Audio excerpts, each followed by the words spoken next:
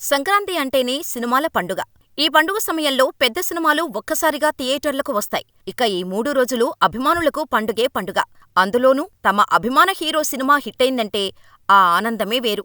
ఇక అందులోనూ సంక్రాంతి అంటే బాలయ్య పండుగ కూడా. ఇప్పటివరకు సంక్రాంతి టైంలో బాలకృష్ణ కొట్టినన్ని హిట్స్ వేరే ఏ హీరోకీ లేవు. 1999లో సమరసింహారెడ్డి నుంచి ఆ తర్వాత నరసింహనాయుడు, లక్ష్మీనరసింహ, గౌతమీపుత్ర శాతకర్ణి, వీరసింహారెడ్డి ఇలా సంక్రాంతికి బాక్సాఫీస్ వద్ద భారీ హిట్లను నమోదు చేశాడు బాలయ్య.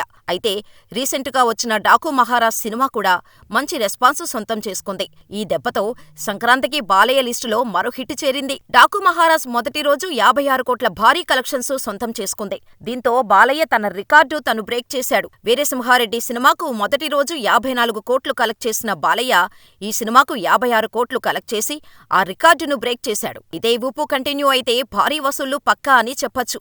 ఇక ఈ సినిమా మొదటి రోజే ఒక్క యుఎస్లోనే $1 మిలియన్ మార్క్ ను క్రాస్ చేసింది. ఇక బాలయ్య స్పీడ్ చూస్తుంటే ఇండియాలో మాత్రమే కాదు యుఎస్లో కూడా భారీ కలెక్షన్స్ పక్కా అని క్లారిటీ వస్తోంది. డాకు మహారాజ్ హిట్ అవటంతో ఇండియాలో మాత్రమే కాదు అమెరికాలో కూడా బాలయ్య అభిమానులు రచ్చరచ్చ చేస్తున్నారు. బాలయ్య అభిమానుల సెలబ్రేషన్స్ ఇంతే ఉంటాయి. ఎలా ఉంటాయో సెపరేట్ గా చెప్పాల్సిన అవసరం లేదు.